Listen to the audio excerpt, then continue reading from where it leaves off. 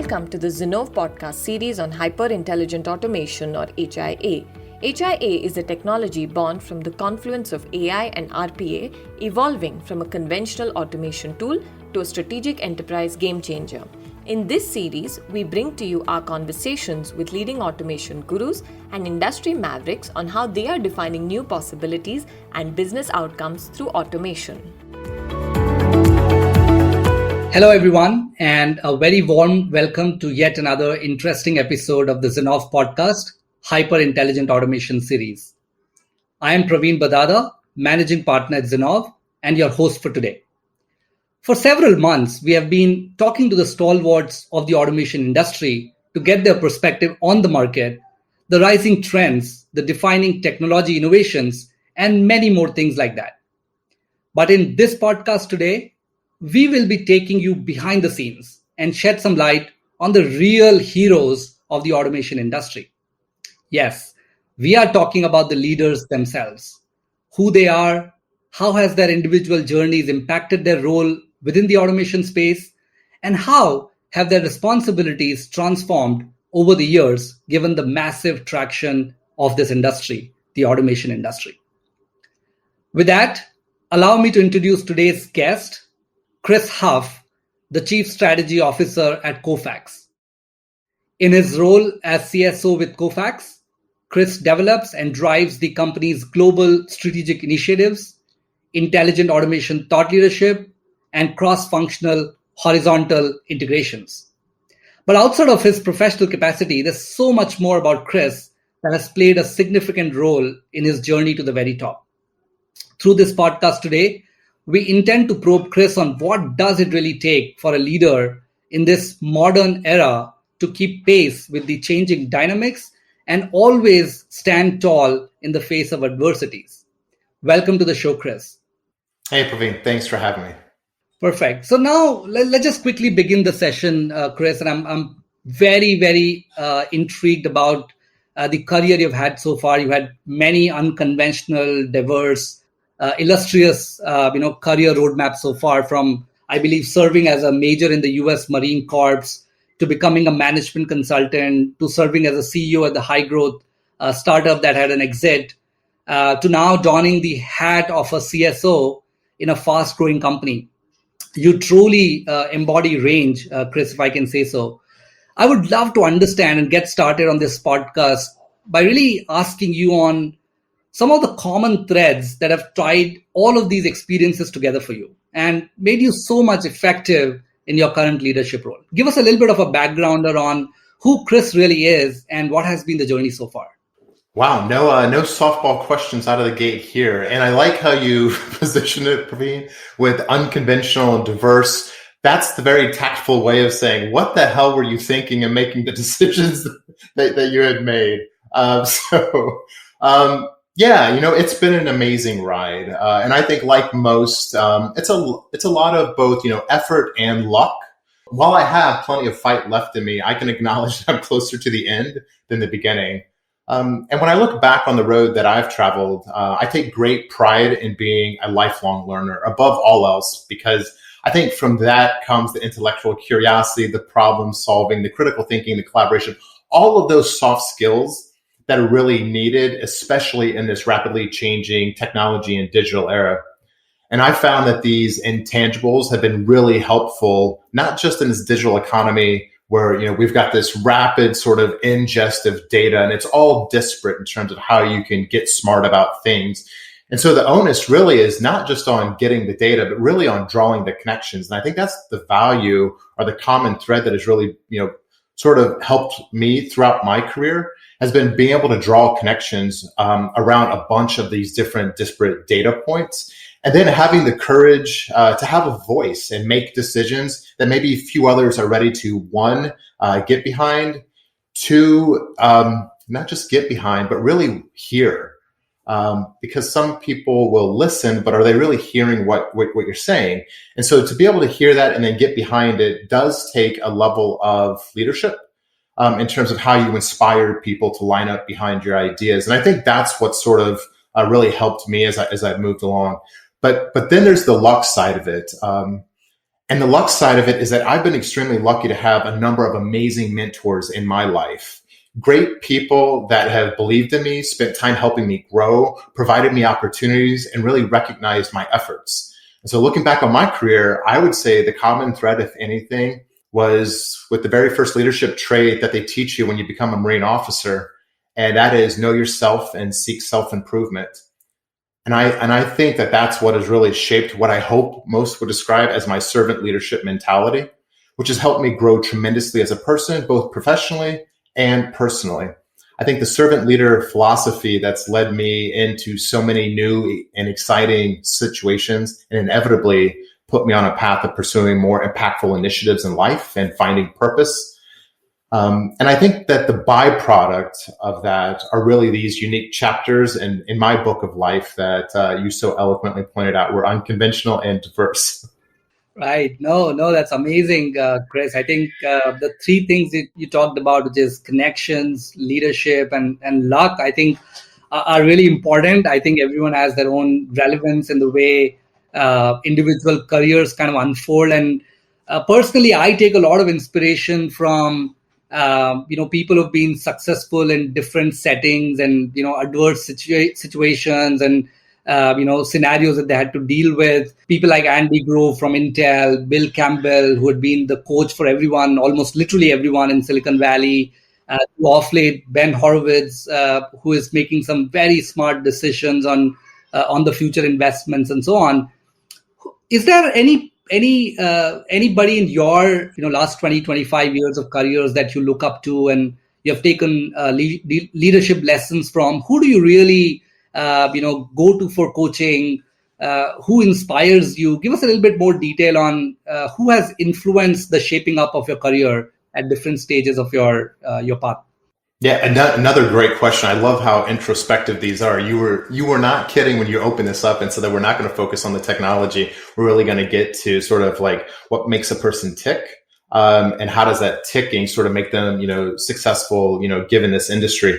I think just philosophically, leadership is something that we cannot take for granted. It's a privilege to lead and manage people. And while I admire a whole host of business leaders, all the way from the Warren Buffett's and his long game thinking to Bob Iger's ability to deliver premium experiences to, based on the military background, Sun Tzu for strategies and principles like respecting your enemy, our competitor in this space, finding opportunity in chaos, using the element of surprise to outmaneuver competitors. All of those are very, very important. And I think I draw on those as I move forward when it's relevant. But my greatest idol that has really shaped my leadership style has actually been my mother. So I was raised by a single mom of 5, and I've never seen so much passion, loyalty, and perseverance, and that never quit drive. And I think that my mother's work ethic really allowed her to juggle 5 kids and, at times 3 jobs. And it took a level of critical thinking skills to really decompose these complex situations. Could you imagine raising 5 kids and trying to manage 3 jobs? I mean, those are some complex situations, but she managed to use her critical thinking to decompose these very complex situations and rapidly find success through rather straightforward strategies, such as not letting good be the enemy of perfection. Just get started. And if you need to recalibrate on the fly, then so be it. But just get started, finish, and tackle the next problem. So I think that I use these teachings as like guiding principles to my everyday approach to life. And I've got several examples that we could sort of get into if you wanted to. But I think that that's more important to me than anything, is really having that a la carte menu. And I think this all gets back to, and Praveen, I'm assuming you're just like a well-read individual and that you're just a lifelong learner, constantly absorbing. And I think that's what this comes down to, is being mindful of a lot of the different leaders and the different leadership traits and philosophies that they exude, and then properly pulling on those when needed, given the complex situations that I think we all find ourselves in. But to your point, there usually is a true north, and my mother has really served as my true north in the work ethic and all of those sort of very deep traits that she instilled in me from the outset. Love it. That's brilliant. So, if your mother were to give an assessment of you today, what would her opinion be of you today, Chris? So I would hate to speak for my mother, but since you have asked, if my mom were to give me like an honest assessment, I think she would remind me to continue being humble, continue to help others. Mentoring, I think, is something that that we all really need to take time to do. I think the gift of passing on knowledge provides the recipient maybe the most valuable gift in the world, and that's time. And that's what my mom always strove to sort of create, was time, because again, balancing very complex situation. I think the outcomes, because we always talk about sort of being results oriented and outcomes focused. The outcome that she always wanted to create was more time for her kids. And so I think that's what I do. And I think that that's what we do through mentoring, is that those that we mentor gain time through shared knowledge, because they can make better informed decisions without needing to traverse the already traveled minefields. And who of us, Praveen, doesn't want more time? Absolutely. And I can, with confidence, say about you, Chris, I mean, at least from a Zinnov perspective, and personally for me, you've always come across as a very humble human being. And of course, you've helped Zinnov as a company a whole lot in terms of making progress on our programs, and you've mentored us, and you've been very generous with sharing knowledge, that you have in this industry. So I can totally attest to, how your mother would have given the feedback. We've totally enjoyed doing that. And I think, I also loved your comment about, or rather the learnings you've taken from people like Buffet, and Bob Iger is one of my favorite author. Sun Tzu I've not read enough, but I think every other book, someone or the other keeps quoting him. So by virtue of those quotes, I've learned a little bit of his philosophy and the leadership style. So I think it's all really good stuff. So Chris, now purely for the Zinnov audience, we have about 800 consultants and analysts who are going to listen to this podcast. You've been a management consultant yourselves, and now you've changed gears to come to this fascinating world of automation, and you explain the convergence and the value pools and things like those. What prompted that move, Chris? What did you observe as management consultant that you chose to come on the other side and actually walk the talk, if I can say so? Yeah. So frankly, that whole, anybody who's watched the movie Forrest Gump, right, very much moved and had chapters of his life. And I see my life as being a book. I think we all do. And I want each chapter to be really, really interesting. And so I really try to create very unique experiences for each one of my chapters in my life. And so my first chapter very much wanted to be a public servant and give back. So did 20 years in the Marine Corps and retired from that. Was a financial manager. So I had a marketable skill set that I was able to sort of, transfer to the commercial sector, and then went to Deloitte Consulting. And at Deloitte Consulting, what I wanted to do there was, instead of, consuming enterprise software, which I did for 20 years in the Marine Corps, I now wanted to help implement it at a grander scale outside of just the Department of Defense. And so I was able to do that. And I always played at this, we always have sort of these innate qualities in each one of us. And one of these sort of innate qualities that I've had was always wanting to play at this intersection of sort of financial assets and technology. And how do I get the most out of my given, financial constraints? And a big piece of that sort of answer is technology. And so I always had this affinity for technology, but always played in this sort of the asset and value creation space. And I think parlaying that into sort of the management consulting role at Deloitte really allowed me to, one, go there and help start the automation practice, primarily focused on robotic process automation. This was about 8 years ago. So RPA was, very hot then. But I think that's why I found a natural affinity for sort of the technology and the asset space. And therefore, management consulting, based on it being a new chapter, was sort of not a step too far, but nevertheless a step away from what I had been doing. And then I said, okay, not only have I, consumed and implemented the technology, but then I went and consulted on how to, start from scratch in some instance, how to incrementally improve in other instances. But now I actually want to take this and go to a product company. And if you think about it, and Praveen, you're absolutely right. Like, this is a strange role for more of a business strategist to be serving as a chief strategy officer of what most would view as a product company. That's weird. It typically is an engineer by trade that sits in that, and they typically call it a CTO, Chief Technology Officer. But let's look at what's happened lately globally, and that is organizations are not buying technology anymore. They're buying outcomes. They're buying results. They're buying experiences. And so many of the product companies now that are successful, they don't even talk about their product. They talk about the outcomes that can be achieved if you use them. And so look at what Microsoft is doing. These are companies that are traditionally viewed as product companies that have now delivered tremendous services, and those services now are what they're selling, and that pulls in the product. And so I think that's what's really enabled me to come here. One, I wanted to be uncomfortable again. I wanted to have a unique chapter in my life. And I thought that what I could bring would help the organization. And I believe that Kofax has been able to sort of recast its image into the marketplace in an effective way, where our traditional customers needed us to go, and where our future prospects are needing the technology that now Kofax can bring. So it feels like we've got a good balance of sort of protecting the base while positioning for the future strategy that we've sort of unveiled over the last couple of years here at Kofax. Perfect. One of the quick things I wanted to also ask you is, and this is a little bit inspired from Vala Afshar from Salesforce, right? Which is really, if you could go back in time and advise a younger version of yourself to do something different or, differently, what would that be, right? What would you advise to your younger self? Giving advice to myself. Praveen, we could be here all day. 25 years ago. Yeah. Okay. So we won't take the scenic route here. We will get straight to it. This introspective exercise here reminds me of the adage, as we get older, our parents get wiser. Meaning, as we accumulate experiences, we realize that the advice that our parents shared with us when we were kids was really spot on.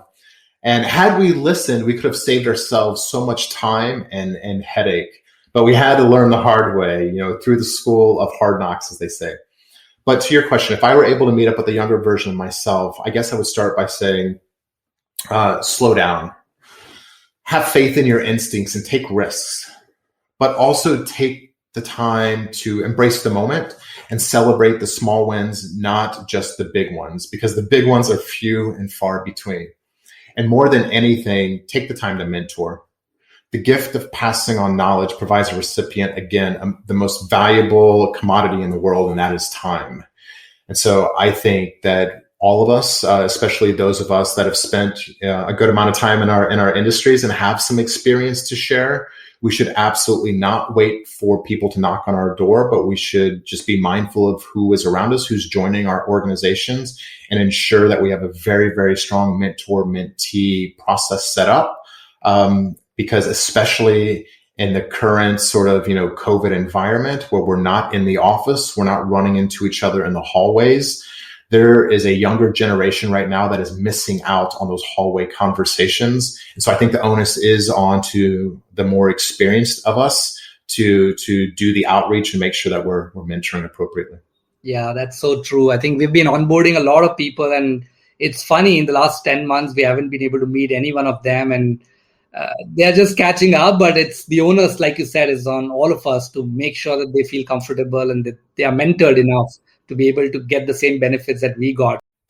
That's right. They don't know our organizations and all the mechanisms and the accessibility that is there. And so the onus, to your point, Praveen, needs to be on us to do that outreach and make sure that they feel comfortable, that they feel empowered, that we empower them, that we give them the right level of autonomy, but we also give them the right level of guidance. Because I think we're all seeking that regardless of what level. I do this with my mentors almost on a weekly basis, sometimes on a daily basis, it feels like, because of the challenges that we're all working through, is I reach out to my mentors and say, hey, can we grab 15 minutes? I need to talk to you about something.